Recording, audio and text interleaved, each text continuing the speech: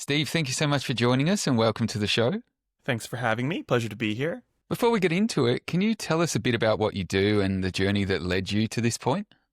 Yeah, and it's a journey that led me to this country, I guess, too. I grew up in Saskatoon, Saskatchewan, Canada, which is in the middle of nowhere. It's a lovely place. Definitely go visit. You'll see everything that you need to see in a day, and then go to better places in Canada like Toronto or Vancouver or whatever. Anyway, I moved here. Well, I didn't realize I was moving here, but I arrived here in 2001 and had the intention of staying for a 3-month working holiday that blew out to a year, which was the maximum allowed at the time. Apparently, it's more now. I'm old, and decided to stay. I went back home for a year, I think 2003 or so, to finish off my degree, but became a permanent resident and a citizen, and my little travel blog, Stevivor.com, which was meant to, my mom could click on the big blue E on her computer desktop and realize I was still alive. Like it didn't have to be that anymore. And it evolved into basically just something that I would throw up whatever I wanted originally, and then kind of evolved into an outlet for me to do video games journalism. And it's kind of gone like that ever since. We really kind of put the focus on video games in about 2009, I believe. And since then, we've got writers coming in. I can commission writers and pay writers to do video games journalism, and it's a really fun thing for me to do. It's like a hobby with the video games, obviously, and it's my creative outlet in terms of journalism. And I never thought I would be doing it, and I probably would have picked a different name for the website if I knew I'd end up where I was. Yeah, wow. So look, you said you made the switch to focus on video games in 2009. Having been covering games for so long now, did you ever expect the internet to kind of involve itself and change the industry as drastically as it has? And what surprised you the most?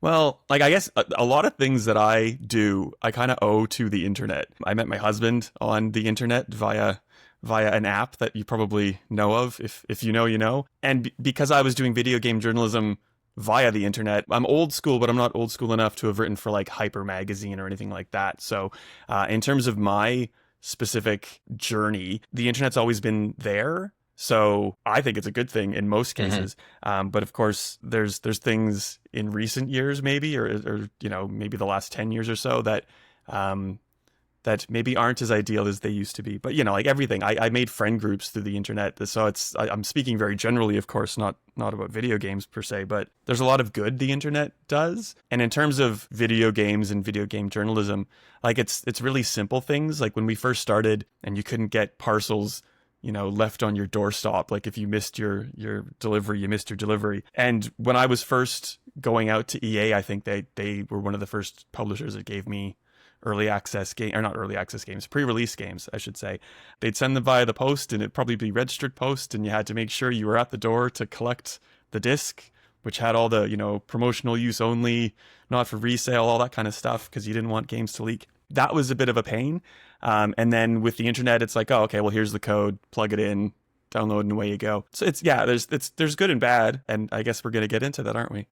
Yeah, absolutely. And in terms of, I think we can all agree that the internet's got kind of good and bad, no matter what we're looking at it in the context of.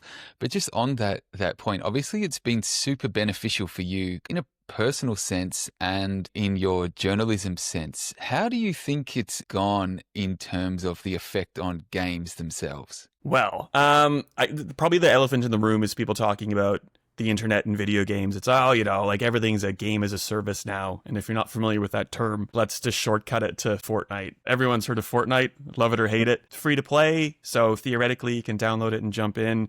But there's season passes and microtransactions and all these kind of devious ways to try to get you to spend your hard-earned. And we could probably spend 2 weeks on this, but for everyone who doesn't spend any money, jumps in, plays as the default skin, really likes, Fortnite's battle royale experience, there's someone who feels the need to buy every single skin. They've got the Darth Vader, they've got the Master Chief, they've got all the Star Wars characters, etc., and spend more than they are generally willing to spend in worst cases, or, you know, the smart ones budget a set amount and spend that money. There are a lot of current games or upcoming games. There's a trend of that style of kind of design and philosophy. But I guess on the positive, Sony's a really good example of really trying to leverage this game as a service methodology.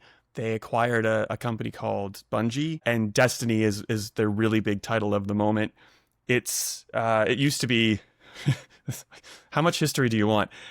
In its current model, It's free to play and has that kind of spend more money, play forever, never leave us, keep giving us money.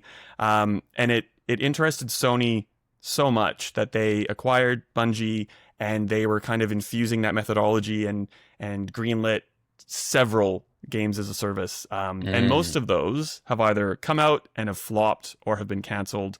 So I guess that's the silver lining. Yeah, it looks kind of bleak, but I think consumers can fight back or choose not to engage in some of these things. So yeah, look, that's a good point around the consumer themselves, because one of the things that I've seen looking into this topic is a lot of discourse and chatter, to me, even as an outsider, around the games as a service model. One extreme is fully into it, as you said, but then at the other end of the spectrum, it is somewhat kind of gambling and addictive in a way. And I guess we've all seen those news stories, and beyond video games, you know, like some kid has picked up their parents' phone or whatever and spent all this money in like the App Store or whatever. So there's all sorts of financial implications, good and bad, around the games as a service model. But beyond that financial aspect, what impact has games as a service had on the types of games or experiences that players seek out and enjoy these days?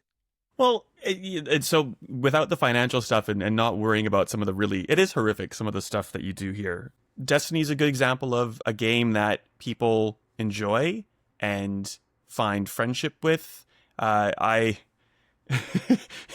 We've since broken up our guild, but we were a group of like 6 or 7 people that would just change in and out and play together. And it was more about getting on a microphone and having a catch up than it was, you know, like, oh, take the corridor to the right and like eyes up. Like we weren't being very efficient. So you can, with games, and it doesn't have to be like games as a service, but like there are people who build communities, who find friendships, who just find the engagement that they want through a game. And, you know, like not a game as a service, but Gears of War Reloaded came out recently. My best friend used to live in Melbourne. He's since moved back to Adelaide, but Gears allows for split screen co-op. So theoretically we could have, you know, if he was still in Melbourne, sat on the couch and played through Gears of War and basically just chit-chatted the whole time and just had a really good time playing together. So That's a good point around the co-op thing. You know, I think back to my best memories playing video games. I used to love like Mario Kart, and you know, like those kind of games, getting all your mates around, you're sitting on the couch and everyone's just having a bash and you're just passing the controller, and everyone's looking at the one little screen that you're playing on. What's happened to games that encourage people to all be sitting in the same place and playing together? Are they still made, or has that been, I guess, made way for games where, as you said, people can dial in remotely, throw on a headset, and then kind of socialize through video games that way? So, like, I'm speaking generally, probably at most times, but generally speaking, I guess games don't allow for co-op split screen as much as they used to, because I think it's fair to say that a developer is trying to get so much out of the hardware, like the Xbox or the PlayStation or whatever that you have that you're playing on, that they want to dedicate all of the processing to your experience. And if they have to basically, you know, create 2 versions of the same experience on the one screen, I think that's why there's a lean away from that kind of experience. And I guess that's not really the internet's fault. That's just kind of maybe hardware inefficiencies. But there are a lot of games that like are meant for co-op experiences. And it's like, let's not talk about COVID too long, but I got my families, like my family in Canada and my family-in-law here in Australia, hooked on Jackbox games. I remember as a kid playing You Don't Know Jack, and it's maybe a Canadian and North American experience more than an Australian one, so sorry if I've lost all of our locals. But a Jackbox game is meant for multiple players. And in the old days with You Don't Know Jack, you were, you know, a family of 4 trying to cram around your keyboard and my buzzer was A and my dad's buzzer was L. Anyway, and it was a quiz show. And all you need is something to play it on, like to display it on, like a PC, console, whatever. But everyone uses their phone as their controllers. So it worked really well on Zoom, like broadcasting from my computer, because people could just use their phones in their home. And I guess the internet is inherently built into that because you need the servers to be able to dial into to get the controllers working on your phone. One of the things you mentioned a couple of minutes ago was around the developers' focus on the individual experience. Rather than trying to build something for multiple people in, one place, they can kind of build one huge thing for multiple places. One of my pet peeves around like downloadable stuff with games is like, I'm not like a massive gamer. I've got an Xbox. I've got a bunch of games that I love playing on it, but I don't play it very often. And every time I switch it on, it's got 30 gigabytes of stuff that I just need to download. And so by the time that downloads, I kind of over it. I don't want to like even sit and play it anymore. So I've lost that kind of itch. But with file sizes like that with the games, clearly the internet connectivity allows for massive exploratory worlds where you can just find joy in looking around and discovering rather than just that completion or winning. Has this changed the way that games are created rather than needing just a linear narrative? Does it bring more consideration into, I guess, the storytelling and the worlds themselves rather than the objective? Ooh, that's a good question. And there's so many different games. Like, I don't think there is really an answer. It's are you a walking simulator? Are you a cozy game? Is the terminology for like a Stardew Valley or a Harvest Moon, where you're just kind of going and tending to a farm. I know Animal Crossing was very big in the pandemic. My husband loved it. I never saw the appeal of going through everyday mundane chores, but yeah, it was it was crazy. I remember seeing people, like saying, I'm playing Animal Crossing. I've just caught this fish. Look at this. And I didn't get it, but it seemed very cute. I'm sure there was some kind of like nice feeling and positive rewards come out of that, which was in a very shit time. Yeah. Well, like, I'm a huge Resident Evil fan, and one of like my first I had a NES growing up. I'm 43. I'm old. I'm 44, so there you go. Did you have an NES as well? Maybe, hopefully. Absolutely did. There you go. And we moved to a Sega Genesis for the next gen, which I can't ever remember if it's Mega Drive or Master System. And I remember one year I got a new Sonic game for my parents, and I like cracked the sads. I was just like, beside myself, because the PlayStation was out, and I kicked and screamed and threw a tantrum to get a PlayStation.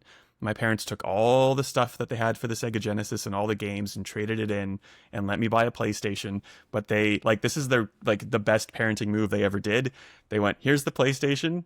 You don't get a game. If you have money, you can buy one. I did not have money, so I played the demo disc for that PlayStation for like a solid 3 months. But thankfully, my friend down the road, his parents got him like every game system that ever came out, any game he wanted. So like most days after school, we would go to his house, and like that's where I played the first Resident Evil. That's where I started to play the second Resident Evil, and then eventually had enough money to buy my own copy. And I've loved that game and that franchise for it's nearing 30 years that it's been out. Resident Evil is a really good example of, like trying to tap into something that Resident Evil is not. So every couple of years they try to do a multiplayer focused game that's usually like packed into one of the sequels, and people play it for like 20 minutes and go, this is not what I'm after. It's just they're trying to capture that games as a service thing where like I could buy a skin or this and the other. And so like I think they're kind of failing in that regard, but like it's always a side project with the main game. And going back to what you were saying about file sizes and all that, I don't know if it's an internet thing. It's more of like a late stage capitalism thing. Yeah, maybe. Where it's like, how fast can we get this out? We said the release date was this. We need the game to come out for this quarter, or it's going to ruin our sales, which is going to ruin our stock op. So all of that factors in.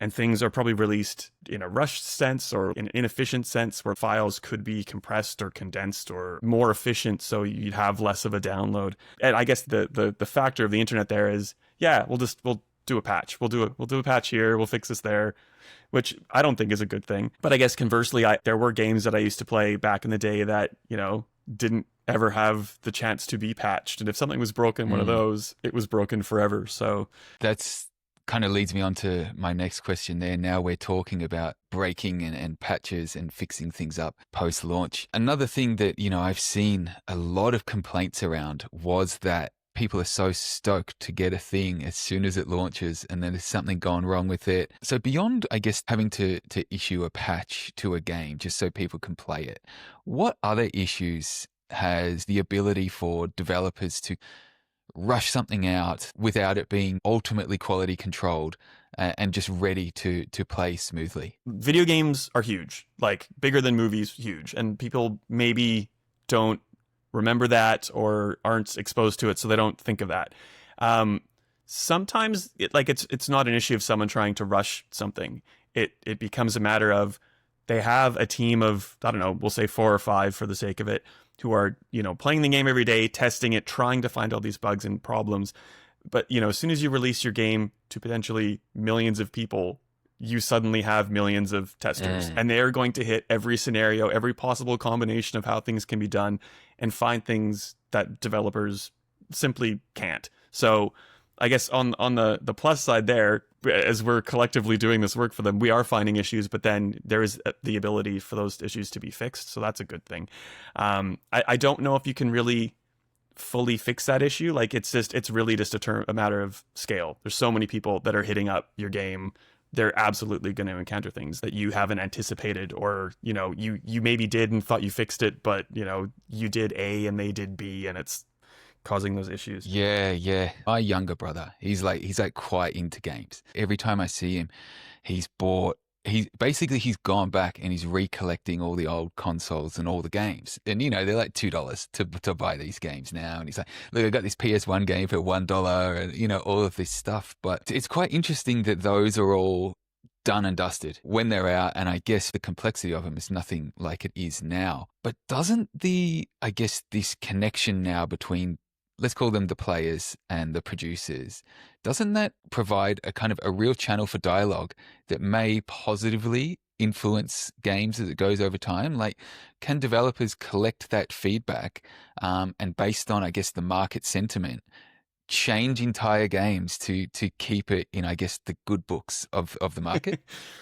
For good and bad, I guess it depends on how you perceive good and how a group forms and what a group's intentions are. So like a good example isn't really related that I can think of immediately, isn't really related to games, but it's game related. Sonic the Hedgehog, the feature film, the first one that came out, the designs for Sonic were nightmare inducing. Oh, that's right. I remember that now. And the general public kind of came together and said, please no, please change this. And, that happened. Another example that people may or may not see as good or bad is the ending to Mass Effect 3, which I won't spoil, but the gist of it is it was perceived pretty much as a lackluster ending. So this Mass Effect franchise was this huge franchise, an RPG where you got to define your character, make thousands and thousands of choices, and come to very branching storylines. And really, I don't envy BioWare having to try to take all of those branching storylines over 3 games and then somehow figure out how they could resolve them, because your experience wasn't the same as mine, wasn't the same as Bob's down the road, but they tried, and that was their concluded piece of work, their art, if you want to consider it art. And the community kind of just went, nah, do better to fix it somehow. And they kind of tried to fix it, but I don't know. I think it was maybe worse off for trying. Oh, wow. And I guess right now, if I ever hear the term woke again, it's one too many. I have heard it applied. Like I say, I'm kind of an outsider looking into the world of video games, but I do see quite a lot of furious debate around characters you can choose or their outfit and things like that. And without kind of going too far down that path, it seems like, same as everything, there's a lot of outrage culture. It builds an entire ecosystem of negativity that I would assume that the developers have not done it on purpose to generate that reaction. Yeah. Well, and I forget the name of the consulting group, which annoys me because I would love to talk about them, because they're basically a consulting firm that developers will engage to think about diversity in their games. And this is where the woke anti-woke people will come in and say, hey, no, like that woman isn't as attractive as she needs to be, and why are her breasts so small, and like this Right. garbage. And then on the flip side, there's an Australian group called Collective Shout, which is now trying to target what they perceive as inappropriate games. And the game that they latched onto kind of successfully was a game about like simulated rape. And Oof. that is not a game that anyone needs to play. So they're not wrong in that specific instance. But now they're trying to, also say that, games involving transgender people, or games with, consensual, mature sex in them, like they have to be removed from Steam and from all these platforms. And, Right. they're not my cup of tea in most cases, but it's not for me to say what people can and can't play. And it shouldn't be for Collective Shout either. Yeah, look, just even on that point, I guess we can take a new direction here. I'm assuming that you would generally have to be like an indie developer to be making that sort of stuff. But doesn't the ability for indie developers to make the smaller games that they want, they could say, look, we're making a game for 25 people. We don't care. We're doing it, and it's going to be distributed through the internet. Doesn't, I guess, the internet as now kind of a distribution model breaks down what I assume would have been some pretty standard gatekeeping in the past from bigger publishers. Yeah.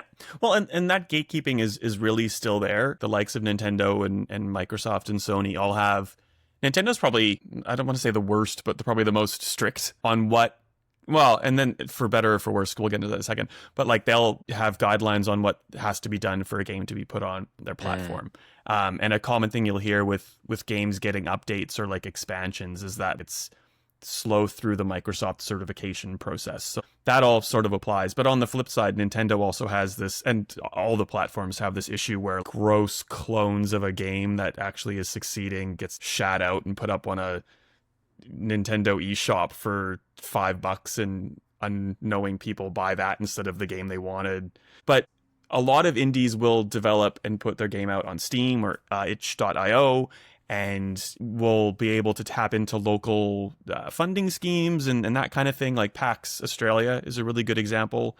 Just for clarity, can you explain quickly what Steam is, and also PAX? PAX is the big event, right? So let's start with that. Let me just throw out some acronyms.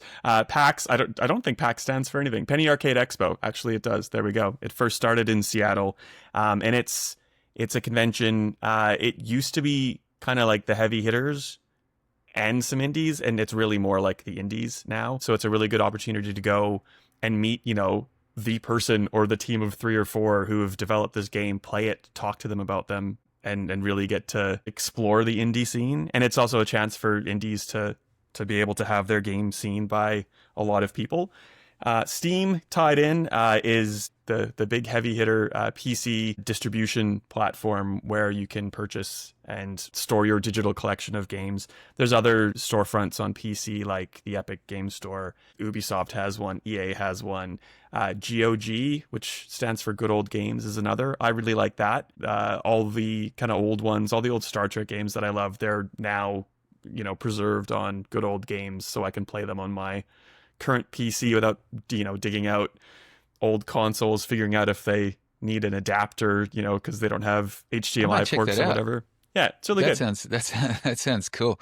And we've been talking about the removal of that gatekeeping, which almost just lets anybody make the game that they want. You mentioned a couple of minutes ago those games of simulated whatever, which is the real dark side of this ability. But on the positive side, how has this ability for anybody to really make a game and get it out there kind of affected building and creating new genres or innovations and even communities within the world of video games?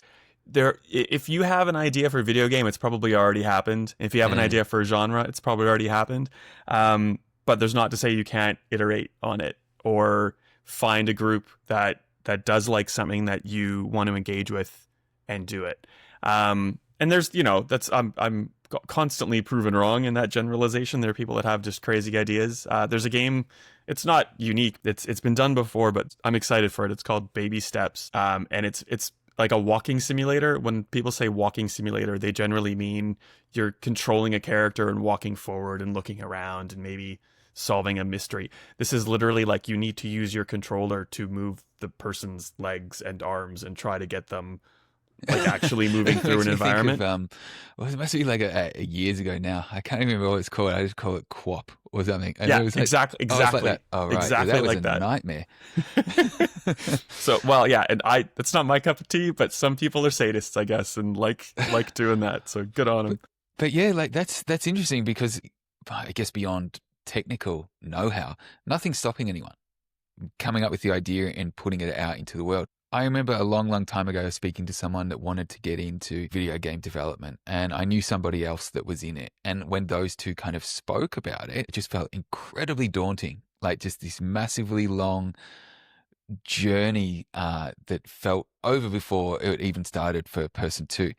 But now that you've got so many people, they can kind of dip their toes in and see what happens. And as you said, going to one of those events where you can speak to the other developers, the little teams, and of course, who knows what networking comes out of that and who you meet, what ideas might spawn off there. And that's in real life. But again, as you touched on a couple of minutes ago, that kind of community and connection through the internet seems to be enormous now in the world of gaming. What would you say, I guess, the difference between a healthy gaming community, and we've all heard of toxic ones. Like, even if you're not a gamer, you hear about this. Like, how does the internet build both the positive ones and then, of course, the toxic ones? But does it also blur the line and allow the shift between the two? It does. Like a game that I've been playing lately called Rematch is a decent example of that. It's a developer maybe having a limitation to what they can and can't do within their game, like voice chat, etc.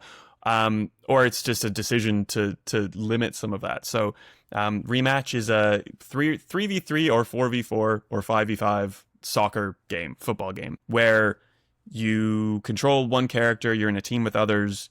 It's not AI bots or anything like that. You're playing with real people. And rather than give you the ability to just scream obscenities at your teammates if you think they're not playing very well, there's commands tied to the D-pad that will launch like a voice clip, like good job or thanks. And it's weird. Like when you make a mistake, good job is meant to be uplifting, even though the sound file doesn't change and it's exactly the same as if you did something good. Like if you make a mistake and someone says good job, inherently the sarcasm is dripping off that statement. So it can be used for good and bad, but there's kind of ways to control some of that stuff. And then a lot of the control really just sits with you as a player. Like my sister has kids who are 16 and 14 now, and the 16-year-old, her son loves playing games. And it's kind of like, yeah, just pop your head in once in a while. If he's playing like Rainbow Six and there's voice chat, just make sure he's not getting abused or abusing other people. And, like just remove yourself from the situation if you need to. And that's kind of like the internet in general. Like, oh, Have you Totally. stumbled into a welcoming place, or is it somewhere that you shouldn't be? Absolutely. And that's so funny around that good job, the sarcasm behind that, which is obviously that competition aspect. Like everyone associates the word win with games, no matter whether it's a board game, a video game, or like a sport game. But in terms of that competition, one of the huge things which still blows my mind that come out of competitive gaming is this phenomenon of esports. The first time somebody showed it to me, I couldn't believe what I was seeing. Like in these gigantic arenas, people playing games on a screen down there. And that to me felt crazy. I'm going to be showing my age here too, but I remember being a kid and we used to have this toy shop in Australia. It's called World for Kids, believe it or not. And they would have like the Super Nintendo sit up in there, and there'll be just lines of kids waiting to play, whether it's like Street Fighter or something, and then that was, I guess, the very, very small parallel version of what esports is now. Through how spectacularly huge and successful esports is now, surely that brings an incredible amount more eyeballs and budget to the world of gaming in general, but also allows so many more people to actually make a living in various means. From I know you've got to be super good to get to those ranks and things, but it does feel like quite a an aspirational thing which doesn't rely on, like, professional sports relies on genetic gifts. Whereas theoretically, to someone like me, esports, yes, it would rely on some mental and reaction gifts and things, but it does feel like something that everybody could aspire to get to. If you're short, you go, oh, well, I can't play basketball. But this is like everyone, all they need is to play a game. I think, sadly, because we've told people our ages, I think our time is done. I think our Twitch reactions are probably too slow, especially if well, for most things, most esports are Twitch reaction driven. So like shooting or sports, tactical awareness kind of thing. So we're probably put out to pasture at this point. But yeah, like No doubt. and every game has, if it's not esports directly and, like big spectacles at stadiums with people watching you, like Battlefield or whatever you want to play has like a ranking system. Rematch, the game I was talking about before, the soccer game, like I think I'm in Gold League. I don't think I'll ever aspire to hit Diamond League, but like I can kind of compete with people at my level or where the game thinks I'm at in terms of my level and aspire to do better, or realize I've hit the ceiling and and need to find another game or something. You have to play the Masters League. I was speaking to someone recently that they said they were doing Masters sports and they were 36, and I was like, whoa, I thought that was for people that are like 70, yeah. So I don't think that's something that I will be doing, becoming an esports pro. But how has that hyper competitive environment and even mindset, does that affect the way that, say, casual players might look at games? Does it affect the way that potentially publishers build games, thinking that it will end up in one of these arenas being played? How much of a consideration is that? It depends, I guess, on the developer's intent. A good example of something absolutely impacting the other is a game called Overwatch. So it was developed by Blizzard. And Overwatch had this grand goal of being like the next esports thing, to the point where they created the Overwatch League. Activision was selling licenses, like franchises, to different entities, conglomerates, whatever, to buy, the Los Angeles team or to buy the whatever team.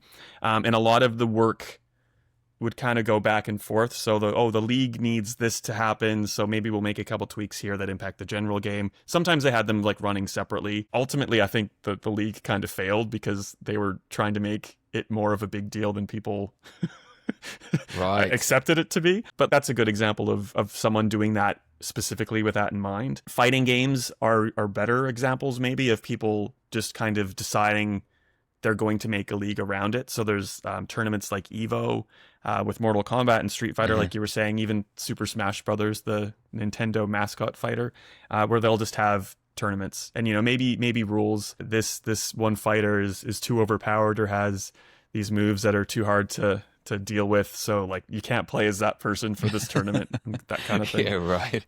It does sound actually quite fun, and they introducing kind of handicaps that are brought in when someone gets a little bit too good and out of hand. But it seems, as we've been saying, the modern gaming landscape is just so big now. We've spoken about NES, right? You pull the cartridge out of the box, you put it in the thing. If it doesn't work, like you blow on all the electric bits until you break the game. And it's like, that's it, But now there's just an infinitely large world of people and things going on. For someone just getting into games now, if they're feeling overwhelmed by the modern gaming landscape, how would you direct them? Or what advice would you give them to find a good community and a good experience for a beginner?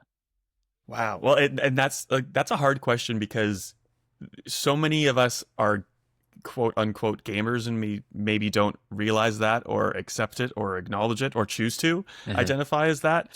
My mother-in-law plays Wordle and Quirtle and all these variations of Wordle. They have like 7 of them now, and they do the crossword, the New York Times crossword and the Age crossword on their iPad.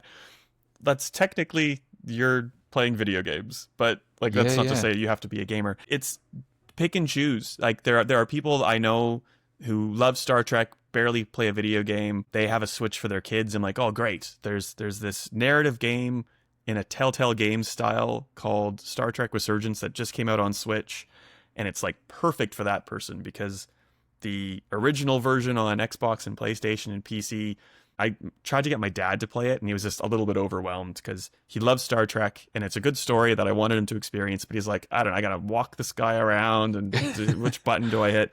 The Switch one is more like a touch screen. It's almost like it's been made for someone on an iPad, because there's so many different ways to play and so many genres and so many different experiences. Like, you might just be a smartphone person. You might sadly be one of those people that plays one of those games that definitely is out to get all of your money. I wish you wouldn't play that. I hope you find a similar experience on a console. But then again, the consoles now cost upwards, of like $1,000. So maybe, if you spend $100 a month on your pay to win game thing, like, maybe you're doing it right compared to me. I can't really tell you. Well, just on that point around, like the smartphone game, microtransactions in everything. I remember I was getting on a flight and I downloaded a casino game. I was like, this is awesome. I'm just going to play this. It's like no brainer. Spin the roulette, play some poker, like just stupid stuff.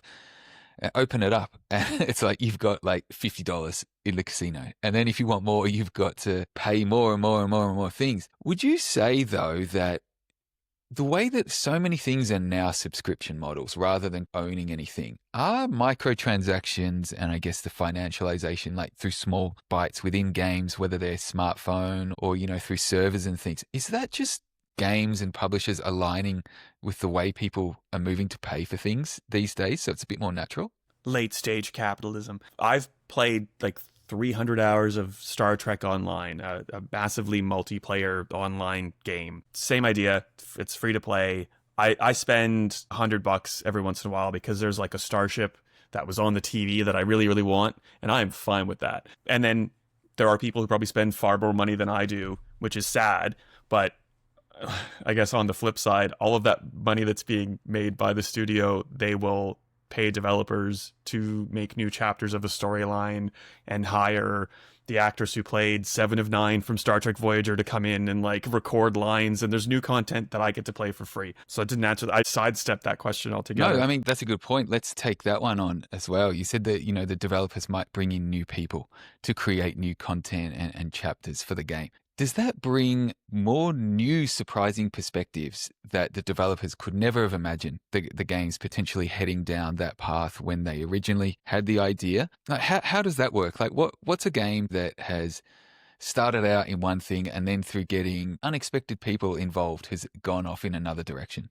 Early access games is my answer to that. So there's quite a lot of games, mostly on PC, on Steam, where you can start playing kind of like an in development version of a game or an idea and provide your feedback to developers, and that will eventually turn the game into its 1.0 release or its full release. And it could be anything from a shooter to a real-time strategy, a deck building game with cards. Going back really quickly to your casino game that you bought, if you haven't played a game called Balatro, you absolutely need to. It's on smartphone, it's on every console that you can imagine. It's like a poker game, but that's like doing it a disservice.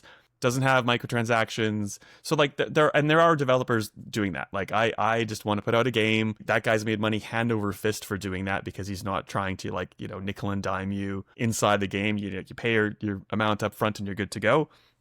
Subscriptions, like I'm hitting all these things that you've talked about recently. Subscriptions, late stage capitalism, once again. Probably the biggest one that comes to mind is Xbox Game Pass, which is Microsoft's big subscription thing. And the downside, like you were saying, you don't own any of these games, and there's larger implications talking about buying digital games anyway. But this is a really clear-cut example of you're subscribing to a service.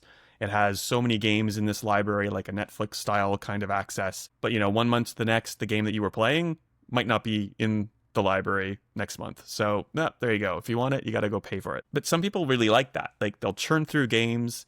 They want new stuff. They don't want to have to spend $100 on a game each time they want to play a new game. They just want to get this library, play what's there, churn through it, get to the next one. And like, again, there's no right or wrong way to do it. Microsoft, though, is incredibly problematic at the moment. They've acquired a lot of companies They've also laid off a whole bunch of developers within all of those companies. King and Candy Crush is a really good example. Like everyone's heard of Candy Crush. I Hmm. have never played it, but like Oh, everyone else, I I know went through about it. a little phase of playing it. I remember because it worked. It was the only thing that didn't need a cellular signal or like Wi-Fi to work. And I remember through various reasons, I would find myself in this place where, like the comfort thing for anyone to do is just like, oh yeah, I'll just pull out the phone. And obviously nothing works except Candy Crush. So I smashed through a bunch of levels on there and, I enjoyed it for what it was. But as soon as I was out of that zone, I wouldn't look at it again. But just on your point there around the Game Pass subscription model, does that also bring similar kind of benefits that Netflix does, right? Like you pay a flat fee, you might start watching something, you don't like it, you're not really financially invested in it. You're just like, I'll just move on to something else. So if people can do that through all these games through a subscription model, how much of them would then go and like buy the actual game? Or is it they just keep playing it through the, I guess, stream?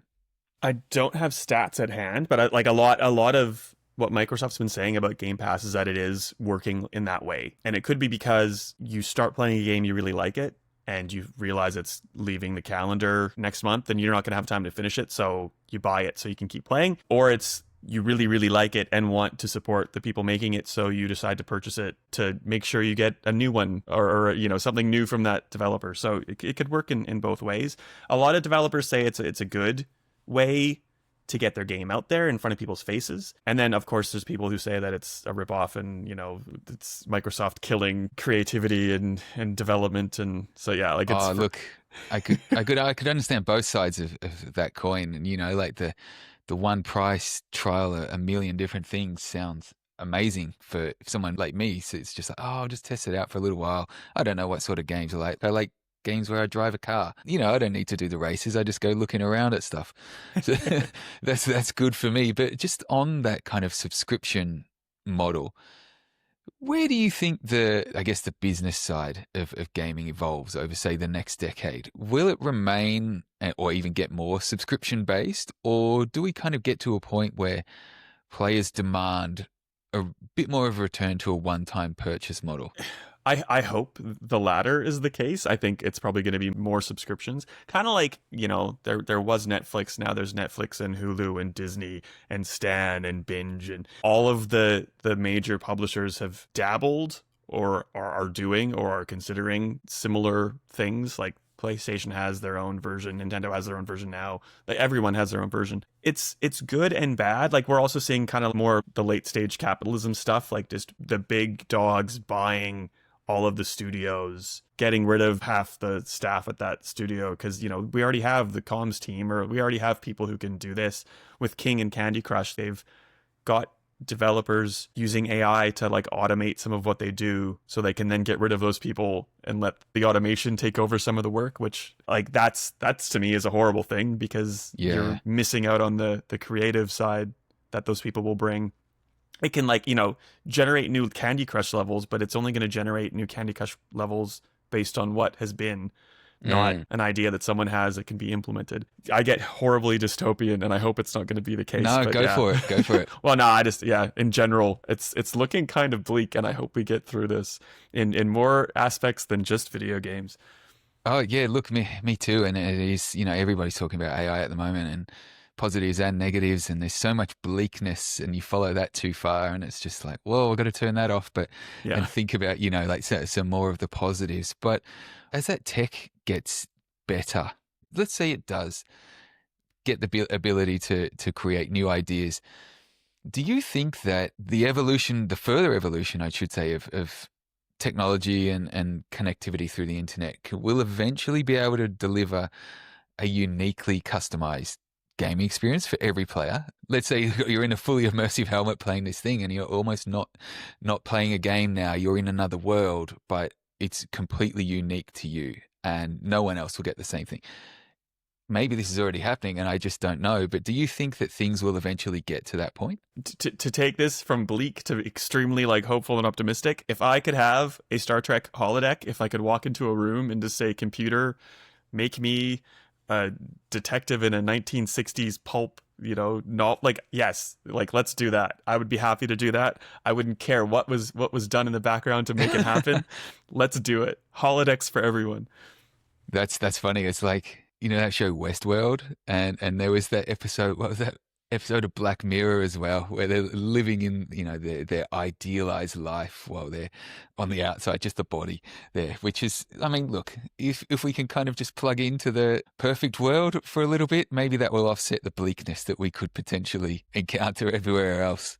And the other bit about the Star Trek holodeck specifically is that Star Trek is this utopian society where we've gotten rid of hunger and famine and disease, and people are smart enough and well adjusted enough to go and maybe have a holodeck experience for an hour or two and then leave and go back to their regular life. So I think that balance is also something that we need to strive for, and that if I got bleak again might be creeping its way into some of our lives, which is we need to fix that kind of stuff. Yeah. Look, there's so much to think about there. We could probably spend hours just talking about that. But on that note, just to finish up, we've been talking about how the internet and connectivity and technology has impacted and influenced games, the culture, and the community. What would you say, in your opinion, has been the best part of that happening? And how would you like it to continue as we move forward? I'm just going to turn it back to me. Like I wouldn't be able to talk about video games with you without having the internet, without deciding randomly to take my travel blog and write about Resident Evil 5 and have people somehow, I guess through the power of the Google algorithm, read it, decide they wanted to interact with me, start writing for me, or start reading what I write and letting me build something amazing and fabulous. And that's my experience as a games journo. I get to meet developers and other journos and people from not only Australia but around the world, and developers do that. They can get jobs now remotely and work for Activision or whoever they want. It makes dreams, and I hope that kind of thing continues on and people get to connect and have adventures that they might not have had without this fantastic little invention. What a brilliantly positive note to finish up on. Thanks, Steve. What's on the horizon for you, and where can people follow what you're up to? Always busy, always video games. It's getting close to the holiday season, so all the big hitters are coming out. I'm playing NHL, which I know Australians don't care about, but it's like the Canadian guy's dream. All of our stuff, in terms of the video games website, is on stevivor.com. I'm SWrightAU, mostly on Blue Sky. Find me on the internet, and I've just started picking up a gig writing some stuff for Trek Movie, mostly video game related, but sometimes not. So you can find me there. Awesome. Steve, thank you so much. My pleasure. Thanks so much.